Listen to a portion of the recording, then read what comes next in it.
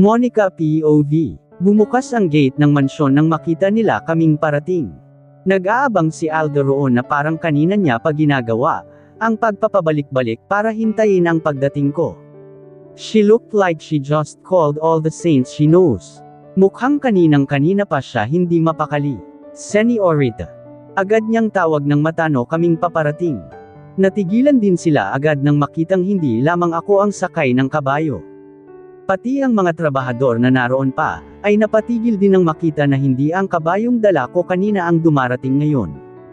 Oh, Darius. Nagtataka at gulat na tanong ni Esmeralda, habang nagpapalipat-lipat ang tingin sa aming dalawa ni Darius. Tumigil ang kabayo sa mismong tapat nila. Ramdam ko ang mga mata nilang nakatuon sa amin, lalo na kay Darius na nasa aking likod. Nag-iwas ako ng tingin, at pinanatiling malamig at walang reaksyon ang tingin. I'm still soaking wet for Pete's sake. Mukha akong nalunod at sinagip lamang. Kahit na sino'y magtataka kung ano ang nangyari, at kung bakit ganito ang ayos ko, at kung bakit kasama ko pa si Darius Escudero. Ano ang nangyari, Señorita? Ayos lang ba kayo? Nag-aalalang tanong ni Esmeralda at lumapit kaagad. Darius who was behind me smiled at Alda. Nag-iwas ako ng tingin sa mga tao. Ni hindi ako makatingin kay Alda o sa mga tauhan. Kung hindi ba naman ito isang kahihiyan? Ayos lang, Esmeralda, sagot ko na halos panginagan sa lamig. Bumaba si Darius sa kabayo. His horse is huge and taller than the white horse. Hindi katulad ng sa akin, na kulay puti ay madilim na kayumanggiang sa kanya. Just as dark as his presence. Hindi nga nakakapagtaka na ganitong kabayo ang kanyang pag-aari. Kung ang kabayo rin na ginamit ko kanina ay may kaunti pang konsiderasyon, itong sa kanya ay wala. Kung wala lang ako sa harap niya, at pinuprotektahan ng kanyang mga bisig ay baka tumilapo na ako. The horse wasn't as smooth and as gentle as the white horse I used, but he managed to tame it. Like a commander ordering his soldiers. He jumped out of the horse smoothly, leaving me on top of it. Halos hindi ako makatingin sa kanya, kaya tinuon ko na lamang ang mga mata ko kay Esmeralda, like asking her for help or some. Kailangan kong makausap ang Don, Esmeralda. Nariyan ba? Kalmado ang kanyang boses, but that doesn't mean that it was not dangerous. Nanlaki ang mga mata ko nang mapagtanto ang gagawin ni Darius, kung bakit niya hinahanap si Dad. Wala ang Don. Sa susunod na araw pa iyon darating. Nauna lamang ang Señorita, sagot ni Alda. Darius nodded and immediately shifted his gaze at me. Pinagtaasan ko siya ng kilay, para lamang iparating na hindi naman ako ganoon kaapektado sa kanyang presensya. Inilahad niya ang kanyang kamay para tulungan na ako sa pagbaba, but of course, as the prideful Monica Pimentel, I didn't accept his hand. Bumaba ako ng mag-isa sa ibabaw ng kabayo, mabilis inabot ni Alda ang pinakuha niyang tuwalya, at pinatong iyon sa mga balikat ko. She helped me cover myself. Ganoon na lamang din ang pagsinghap ni Alda, nang makita ang kabuoang ayos ko, ang basa kong gray tank top, kung saan bakat ang bra ko. Anong nangyari sa inyo, Señorita? Nasaktan ba kayo? Magkahalo ang pagtataka at pag-aalala niyang tanong. Nothing, Alda. I'll go to my room now, malamig na sabi ko, at sinulyapan lamang ng isang beses si Darius. Tinalikuran ko na silang lahat, at halos takbuhin ko ang pagitan ng gate patungo sa loob ng bahay. I clenched my fist as I endured my shaking knees. Binilisan ko ang aking lakad. Hindi ko alam kung bakit ako nanginginig, kung iyon ba ay dahil sa lamig, o dahil sa isang presensya. Señorita Monica, let her, Alda, dinig kong saad ni Darius. Hindi na ako nakinig o lumingon pa. Mabibilis ang hakbang ko nang tinungo ang loob ng bahay, at agad na pumanhik sa aking kwarto. As soon as I slammed the wooden door, I pressed myself against it. Napahawak ako sa rumarigudan kong dibdib, at pumikit ng mariin. I opened my lips to catch my breath. Nakalimutan ko na yatang huminga, kaya hinabol-habol ko ito. Ano ang nangyari? Pinakalma ko ang sarili ko, at sa halip na magayos at magbihis, ay agad kong tinungo ang bintana. Hinawi ko ang kurtinang tumatabon dito, para tumingin sa labas. Nakita kong naroon pa rin ang kabayong pag-aari ni Darius, at kausap niya pa rin si Alda. Kahit ang mga tauhan namin ay binabati siya. Maging siya ay ngumingiti rin sa mga ito, na tila ba siya isang bisitang laging welcome sa lupaing ito. They all looked fascinated with him. I can't blame them. It's Darius Escudero, the jack of all trades and master of all among the Escudero cousins. Ang panganay sa mga magpipinsang Escudero. Their family is known for being ruthless. Ang lahat ng kumikalaban sa kanila ay hindi makalalagpas. Nakatayo siya sa baba at mukhang seryoso ang napag-uusapan. Aldo was saying something. Sana lamang ay hindi yun against sa akin. Darius was crossing his arms against his broad chest. Ang kanyang tangkad ay madaling mapuna. He can easily stand out in the crowd, with his overall physical appearance.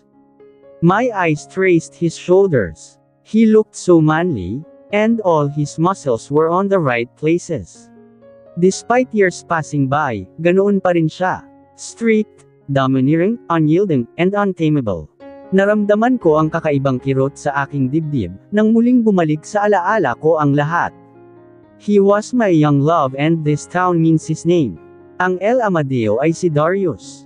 At si Darius ang bayang ito. Dahan-daang nagangat ng tingin si Darius sa kwartong kinaroroonan ko, sa bintana kung saan ako nakasilip. At mula sa kanyang kinatatayuan, habang magkakrus ang mga braso't seryoso ang tingin, ay sinalubong ng mga mata niya ang tingin ko. Napalunok ako. Kumuyam ang aking kamay na nakahawak ng mahigpit sa kurtina. Sa pag-ihip ng hangin, ay nagbalik ang alaala ng sunod-sunod na summer kung saan nagsimula ang lahat. Ano ang gusto mong i-take para sa summer na ito, Monica? Tanong ni Daddy, habang sakay kami ng kanyang Jeep Wrangler. Nasa backseat ako, at si Mommy ay nangingiti mula sa passenger seat. I don't know yet, Dad. Noong nakaraan ay swimming. Tapos ko na rin ang piano, violin, at taekwondo. I can't think of anything, Daddy, sagot ko, habang nakatingin sa bintana, at pinagmamasdan ang nadaraanan naming malalagang damuhan. Sumimangot ako. 11 years old na ako ngayon.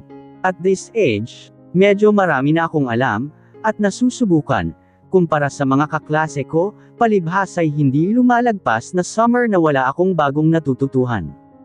Dad is just too willing to enroll me to different classes. Bakit hindi na lang tayo sa Japan for this summer, Dad? I really wanted to go there. Ang mga friends ko po ay sa ibang bansa magbabakasyon. Reklamo ko sabay halukip-kip. Sila ay ipinagmamalaki ang iba't ibang bansa, na pananatilihan nila ngayong summer, habang ako ay narito sa isang probinsya. Anak, presko ang hangin dito at tahimik. Makakapag-relax ka. The best way to unwind is to be with nature, sagot ni Mommy, na sinang-ayunan naman ni Dad, sabay hawak kamay nila.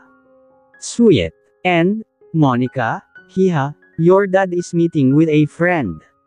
Malapit lang ang kanilang bahay sa atin. You can always play there. I'm sure hindi ka may bored dito, natutuwang pamalitan ni Mommy sa akin. Tama ang Mommy mo, Monica. Aside from taking summer classes, marami ka ring magiging kaibigan dito. Doon nga kami sa tinutukoy nilang kaibigan ni Daddy, at kasosyo sa negosyo, tumuloy pagkarating namin sa El Amadeo. Ang sabi nila Mommy ay may malaking pagsasaayos sa hotel namin sa Laie, a city in El Amadeo, na isang dahilan kung bakit kami narito. Senaryo ni Daddy ang pinto ng backseat pagkababa ko, habang ako ay tinitingala ang napakalaking mansyon sa aking harapan. Hinawakan ni Mommy ang balikat ko, at nakangiting tiningnan din ang bahay. Ito ang mansyon ng mga Escudero, Monica. Sila ang isa sa mga pinakamayamang pamilya sa El Amadeo. Your Tito Dante is a dear friend of your father, kwento ni Mommy. Wow! Ang laki ng bahay nila, Mommy, mangha kong sinabi. Tumuloy kami sa loob.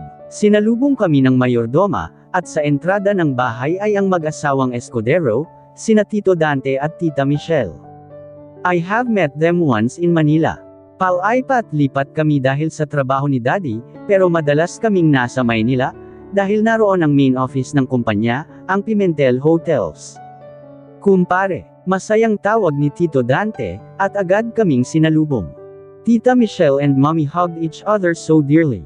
Mabuti at nakarating kayo. Sakto at handa na ang tanghalian, maligayang sabi ni Tita Michelle saka tumingin sa akin. Oh, Monica, hiha, ang bilis mong tumangkad. Para ka ng teenager. Ang ganda-ganda mo na. Huling punta mo rito ay 7 years old ka pa, magiliw na sabi sa akin ni Tita Michelle, at hinaplos ang aking buhok. Ngumiti ako at pinagmasdan ng mga magulang ko, at ang mag-asawang Escudero na malapit sa isa't isa. I heard that they are all high school friends in this town. Halika na sa loob. I'm sure gutom na kayo sa biyahe, sabi ni Tita Michelle. Sumunod ka agad, Monica. Be a good girl, okay. Paalala ni Mommy na ikinatango ko. Pumanhik na sila patungo sa sala, habang ako ay inililibot ang tingin sa buong bahay. Napakaganda ng bahay ng mga Escudero. Sobrang yaman nila. I looked at the paintings. Mukhang ito ang mga ninuno nila. They are a one big family. Nakita ko sa isang banda ang daan, patungo sa mukhang hardin. Agad ko yung pinuntahan at nakita ko na sa labas nito, ay ang isang kasambahay na hindi mapakali habang palingalinga. Nasaan na ba ang batang iyon? Tarantang usual nito. I crossed my arms and watched the lady. Hindi nagtagal ay tumingin din naman ito sa akin. Pasok ka na sa loob, hiha, marahang saad nito. May hinahanap po kayo. Tanong ko at lumapit. Namangha agad ako sa nakita kong mga bulaklak. Ang gaganda kasi nito. Bago pa makapagsalita ang kasambahay, ay napatingin na kami sa loob ng bahay. Si Tita Michelle. Where is Darius, Manang? Narito na ang mga bisita. Pinatawag ko na ang mga pinsan niya sa taas. Siya lang ang wala. Nakaismid na tanong ni Tita Michelle. Madam. Nilang iling si Tita Michelle. Tell him he's grounded pagbalik niya, Manang, sumimangot si Tita Michelle. She apologetically smiled at me after. Huwag mong gagayahin ang Kuya Darius mo, Monica. He's too hard-headed sometimes. Nako, nauna nang pumasok si Tita Michelle sa loob ng bahay. Sabi niya'y sumunod din daw ako agad para makakain na. Leon na sana ang gagawin ko, ngunit nakarinig ako ng mga yapak ng kung ano mula sa gate ng mansyon. Napatingin ako roon. The housemaid rush. Pinagmasdan ko ang isang matangkad na lalaki, na sakay ng kabayong kulay brown. Wala itong suot na pang-itaas, na halos ikanggang ako. Yuck! Wala ba itong pambili ng damit? Ano ka ba naman, Darius? Hinanap ka na ng mami mo. At grounded ka na raw, sabi ng kasambahay sa lalaki nang bumaba ito sa kabayo. Ganoon ba, Manang? Tila wala lang ito sa kanya. Nagulat ako nang tumingin ito sa aking gawi, sa pagitan ng mga halamanan. Matangkad ang lalaki na ito. Katulad ng mga modelo na nakikita ko sa TV. Ang malalim na mga mata nito ay naghatid ng kaba sa akin. If he's in a storybook, I'm sure he's not the hero but the villain. Sino ang batang iyon, Manang? Dinig kong tanong ng lalaki sa kasambahay. Nanlaki ang aking mga mata sa narinig na tanong. Ang kakaibang presensya, at madilim na dating ng lalaki ay naghatid sa akin ng kaba. Agad na akong tumakbo papasok sa loob ng bahay, end of flashback. Habang nakatingin pa rin ako kay Darius, ay iniwas niya na ang mga mata, at binaling iyon kay Esmeralda. Mukhang may sinabi siya rito dahil tumango si Alda, pagtapos ay binalik ni Darius ang tingin sa akin. Nagbaba ako ng mga mata. My hand slipped through the curtain weakly. Binaba ko na iyon at iniwan ang bintana. Hindi katagalan ay narinig ko na rin ang mga yapak, ng kabayong papalayo sa gate ng mansion. Doon lamang ako nakahinga. Napaupo ako sa gilid ng kama na akala mo ay basang sisiw. Mas matatanggap ko pa yatang harapin si Joros araw-araw, kaysa ang ganito. I won't last a week in this town let alone months. Nakaalis na ba si Darius, Alda? Tanong ko nang pababa na sa kwarto, naninigurado na wala na talaga iyon. Opo, Señorita Monica. Mabuti nga ay inihatid ka niya. Ang sabi ay nadaanan lang daw kayo, habang naglilibot kayo sa Maysan. Napakabait na bata talaga ni Darius, sabi ni Alda. Napalunok na lamang ako sa kanyang sinabi, at hindi na iyon ginatungan pa. Anong sasabihin ko? Wala na akong masasabi roon. I heard what happened, Monica. Totoo ba? Si Dad noong tumawag, habang hindi makapaniwala, seryoso ang boses at mukhang handang gumawa ng hakbang, tungkol sa nangyari.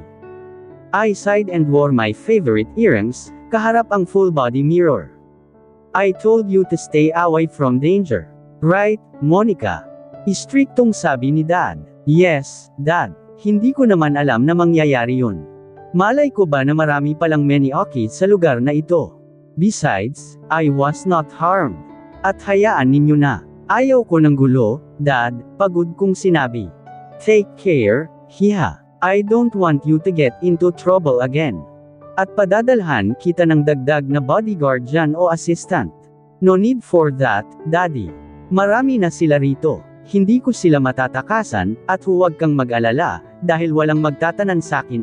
In case you're worried I might run away, naiiling kong paliwanag sa naka-loudspeaker na phone. Alright, just take care and for Pete's sake, lumayo ka sa gulo, hiha. I'll be there in a few more weeks. Delayed dahil may kailangan ayusin sa hotel natin sa Cavite. I need to go there, kung ganoon ay ilang linggo pa palang wala si Dad dito. Ano kayang gagawin ko sa boring place na ito? Mabuti pa sa hotel sa Laya na lang ako tumuloy. At least malapit iyon sa syudad. Sinuot ko na ang heels ko at bumaba na sa matayog na hagdan. Mag-aayos pa ako sa hotel para sa agenda ko sa araw na ito. I have a meeting today, with the hotel officers at para tumuloy na rin doon sa hotel. Nagpaalam na ako kay Alda at nagbilin. Pagtapos ay dumiretso na sa hotel. Monica Pimentel, sabi ko sa receptionist. Okay, ma'am, saad nito, sabay tingin sa kanilang monitor, habang unti-unting napaangat ng tingin sa Kin, may gulat sa mukha at pagtataka. Hindi ko na siya pinansin. Siguro ay may napagtanto siya dahil sa apelyido ko. Inilibot ko na lamang ang tingin sa buong lobby. Marami nang nagbago sa hotel, kumpara sa huli ko itong nakita noon. Pag-akyat ko sa aking hotel suite, ay nakita ko agad ang malawak na tanawin ng dagat, na siyang view ng malaking bintana ng hotel, para itong dagat na walang katapusan. It'll be a tough journey later. Dahil ngayong araw din ang meeting ko sa staff ng Pimentel. Ang hotel namin dito sa Leyte City, El Amadeo ay ang main branch ng Pimentel Hotel and Resorts. Magkaiba ang posisyon ng presidente at CEO ng Pimentel Hotel Chain. That is the CEO of Pimentel, of course. So I assume that the president position is the one that's going to be mine. Kaya ako narito. It sounds cool, but what am I going to do there? Kaya bang patakbuhin ng billiard skill ko ang hotel? Nagpahinga lamang ako sandali sa hotel room, habang nag-iisip tungkol sa susuotin ko mamaya para sa meeting, as if may magbabago kung mag-i-emote ako. Tumawag ako kay Katrina para lamang may makausap. Ibinalita niya sa akin na official girlfriend na ni Joros, ang babaeng sinabay niya sa akin. Pero nawala akong pakialam sa bagay na iyon. Ang kailangan ko ngayon, ay ang makaisip ng paraan para hindi ako mabulok sa probinsyang ito, at patakbuhin ang hotel. Baka sa kamay ko pa yun bumagsak at maglaho na parang bula. Nagsuot ako ng isang formal na damit, para lang hindi ako magmukhang batang naliligaw sa meeting. Nag-makeup ako para mas pagmukhang matured ang sarili.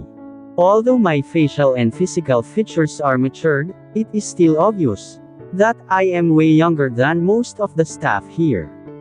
Ang mga mata ko ang laging napupuri sa akin.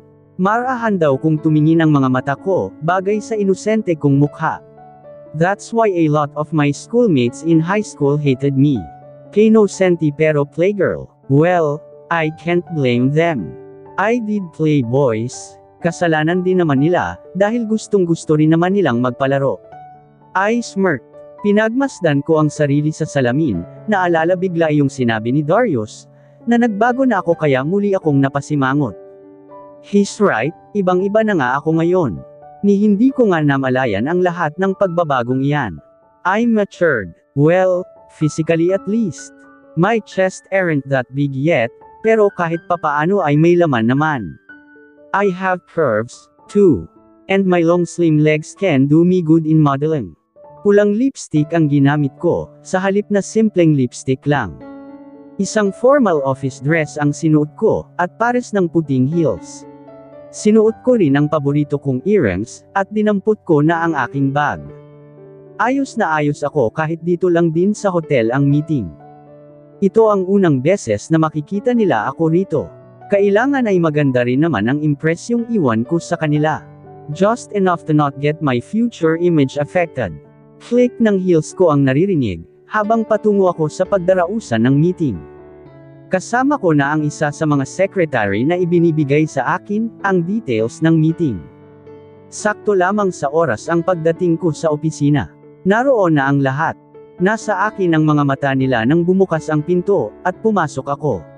Moment of silence greeted me like an angel, just passed by. Napasinghap ang ilan at ang iba ay titig na titig sa akin, habang humahakbang ako. Kapapasok ko pa lamang, ngunit alam ko na agad na mature at professionals ang nasa room na iyon. I am most likely to be the youngest. Good morning, Miss Monica, bati ng isang mabilis na kabawi sa pagkakatingin sa kin. I flashed a smile. Good morning. Tumayo ang lahat bilang senadoryas ng pagbati, at naupo na rin ulit kami ng sabay-sabay. I sighed. Pinasadahan ko sila ng tingin isa-isa. I don't know how to run a team, alright, but I am a fast learner. Siguro naman pwede na iyon. Nagsimula agad ang meeting. Hindi pa nila ako kilala nang pumasok ako. Halos hindi makapag-focus sa meeting ang ilan, dahil sa presensya ko, at panay ang paggawad ng tingin habang nakatingin lamang ako sa nagpe-present. Shall we proceed to the highlight of this meeting? Nakangiting sabi ng nasa harapan. I was playing with my pen boredly. Hindi ko akalaing medyo boring pala ang meetings na ganito, para akong nasa klase. Ang kaibahan lamang ay kailangan kong makinig or else I'll be doomed. We all know that the main branch of Pimentel is located here in El Amadeo, the hometown of Mr. Pimentel. Marami pang sinabi ang nagsasalita sa harapan, which I assume is one of the executive officers. And now, we will be welcoming Mr. Pimentel only daughter, Miss Monica, pagpapakilala nito. Namutawi ang palakpakan sa meeting hall. Tumayo ako para mas magpakilala pa. I hope we can work together effectively, huli kong sinabi, and they all clapped again. Akala ko ay iyon na yun. Wala nang tatutol. I thought everything was running smoothly, kaya naman nang may eksahedarang nagsalita, ay napatigil kaming lahat at natuon ang atensyon dito. Hinanap ng mga mata ko ang babaeng nagsalita, isang babae na mukhang mas matanda kaysa sakin. Why is this so rush? And don't all of you think that it is a risky decision to put someone like her in the president position? Umangat ang kilay ko sa narinig. Napatayo ako ng tuwid at tumikim, matamang tinapunan ng tingin ang babae.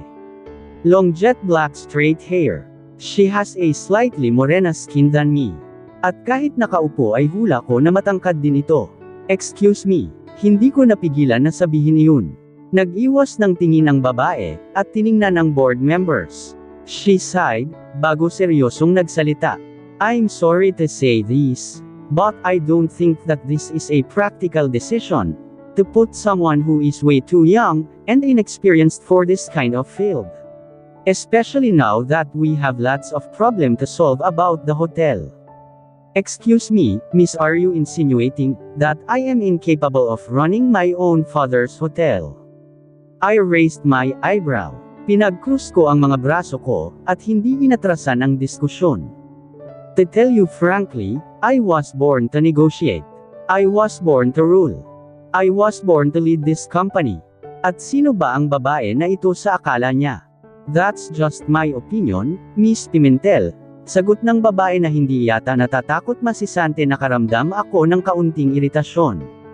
Naputol ang usapan na iyon, ngunit kahit nang maupo ako ay itinatak ko na sa aking isipan, na alamin ang pangalan ng babaeng iyon. Who does she think she is para hamarang-harang sa tagapagmana ng hotel na ito? My mood was ruined, when I stepped out of the meeting hall. Lalo pa at nakita ko rin na ang iilan sa board members, ay sang-ayon din sa sinabi nito. Who is that girl? Iritado kong tanong sa isang babaeng secretary. Siya po ang Chief Financial Officer, Miss Monica. What's her name? Si Miss Kemi Hermosa po. Napatango ako habang seryoso pa ring nag-iisip sa paglalakad. After that meeting, and after knowing that it is possible, natanggihan ng board members ang desisyon, nailagay ako sa president position, nagsimula akong minus. Dapat nga ay matuwa pa ako, hindi ba? I'll have no reason to stay here. Pwede ko na lang sabihin kay Dad, na itapon na lang ako pabalik sa Maynila. Kaya naman ano ba itong nararamdaman ko? Maagang natapos ang meeting na iyon, at dahil sa naging diskusyon, wala muna akong magiging papel sa hotel. Pabor naman iyon sa akin, dahil si Daddy naman talaga ang may gusto, na matutunan ko na ngayon ang pagpapatakbo sa Pimentel. Iritado pa rin ako kahit natapos na ang meeting. Paglabas ko sa lobby ng hotel, ay nag-aabang na si Adriano. Iniwan na rin ako ng secretary ng may hatid sa labas. Saan po tayo, Ma'am Monica? Tanong ni Adriano, na binubuksan na ang backseat. Umiling ako at nilahad ang aking kamay. I'll go home alone. Give me the key. May ipapagawa ako sa'yo, kaya't ako na mag-isa ang babalik sa mansyon. Just stay here at the hotel. Bumalatay ang pag-aalangan dito, mukhang alinlangan pang sumunod. Ano pong ipapagawa nyo, ma'am? Send me the details of this certain Kemi Hermosa. Pati na rin ang lahat ng executive officers ng Pimentel. I need it all tonight. Binigay rin naman ni Adriano ang susi sa akin, nang wala nang nagawa. Pumasok na ako sa loob ng driver's seat, at nagsimula ng magmaneho papalayo sa hotel. I took a slow drive around the area. Halos 1 oras din ang biyahe mula Alaya, patungo sa mansyon na nasa mas sulok na bahagi ng probinsya. Kahit papaano ay nakatulong iyon na pakalmihin ang pag-iisip ko. Habang binabagtas ang coastal road, ay hindi ko maiwasang mamangha sa malawak na dagat. Sa kabilang bahagi ng kalsada, ay ang mga bulubundukin ng El Amadeo, sa kabilang bahagi ay ang dagat. Saktong taas lamang ang kinalalagyan ng coastal road. Kaunting tahak sa buhanginan sa ibaba ay dagat na. Mula rito ay natano ko ang paghampas ng mga alon sa buhanginan. Nagpatuloy ako sa pagmamaneho, hanggang sa bigla na lang tumigil ang sasakyan ko sa may arko. What the? Asak ko ng unti-unting, ayaw nang umabant ng kotse. Kinabig ko ang manibela ngunit huminto na ito. I sighed frustratedly. Bumaba ako sa sasakyan, at sinilip ang problema. Nakita ko ang flat na gulong sa harapan. Inis kong inalis ang shades na suot ko, at pabagsak na sinara ang pinto ng driver's seat. Tirik na tirik ang araw, at ang papansin na sedan ay ngayon pa piniling masira. Oh, come on. Really? Nilabas ko ang cellphone ko, para tawagan na agad si Adriano ngunit walang signal. Ang malas-malas ko ngayong araw. No, nagsimula ang kamalasan ko, noong bumalik ako rito. Ang nangyari sa Batis, si Darius, that Kemi, and then this. Just great. Masyadong malawak ang talahiban. Matataas ang mga damo na nililipad ng hangin. Magsisimula na sana akong maglakad, nang biglang may tumawag sa akin mula sa likod, sa isang paparating na sasakyan. Miss, napaano iyan? Tanong ng isang lalaki pagtapos sumilip sa bintana. Nasira, flat tires. Sagot ko sabay tingin sa gulong. Nako, mabuti at malapit lang ang tolyer dito. Tulungan ka na namin. Offer nito sabay baba sa isang owner jeep. The man looks decent and nice. Flat nga, sabi nito pagkakita sa mga gulong. Tinawag niya ang kasama. Sinubukan nilang paandarin ang kotse ko, pero ayaw na. Sumakay ka na lang muna rito, miss. Taga-tolyer kami. Pwede mong ipaayos ito roon. Huwag kang mag-alala, mabubuti kaming tao. Sabay tawa ng isang mukhang bata pa, mukhang kaedad ko lang. Mukha namang mabait sila, at mukhang walang gagawing masama. Nakita ko na mga supply pang talyer ang laman ng owner jeep. Okay, thank you. Pasasalamat ko noong sumakay na sa sasakyan, ipapakuha na lang daw ang sasakyan at tinawagan na. Taga rito ka ba, miss? Parang ngayon lang kita nakita rito. Tanong ng mas bata habang sinaway ito ng isa. Ano ka ba naman, Aldrin? Huwag mo nga siyang takutin. Oy, hindi, tinatanong ko lang. Huwag kang matakot, miss, mukha lang kaming masamang loob pero mabait kami, sabay tawa na naman ito. Ngumiti ako, taga rito ang mga magulang ko. Umuuwi lang ako kapag bakasyon, pero 3 years ago na yung huli, kaya parang ganun na nga. I'm new here, lang taon ka na ba, miss? Para akong nasa interview. Hoy, Aldrin, huwag mo siyang guluhin. Parating na tayo, miss, huwag mo nalang pansinin yang si Aldrin, natawa na rin ako. They're funny.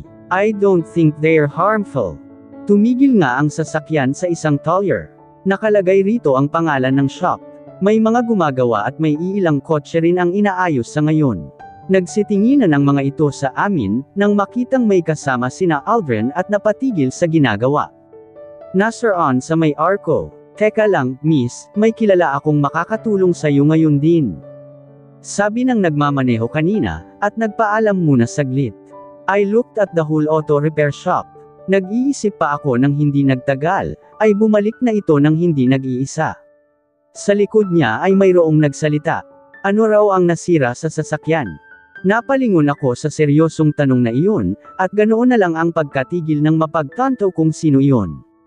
Mula sa seryosong pagpupunas sa mga kamay nito, ay nilipat ni Darius Escudero ang tingin sa akin, at katulad ko ay natigilan din, nang magtama ang paningin naming dalawa. I swallowed hard when I saw and felt the familiarity of his presence. Hindi ko napigilan na bumaba ang tingin sa kanyang katawan, wearing his casual maong pants, topless, at nasa balikat ang isang malinis na t-shirt. His muscular body almost made me jump. At dito na po nagtatapos, ang ika-4 na kabanata ng ating kwento, at sanay muli niyo po akong samahan, sa mga susunod pang kabanata. Maraming salamat po, ingat po tayong lahat.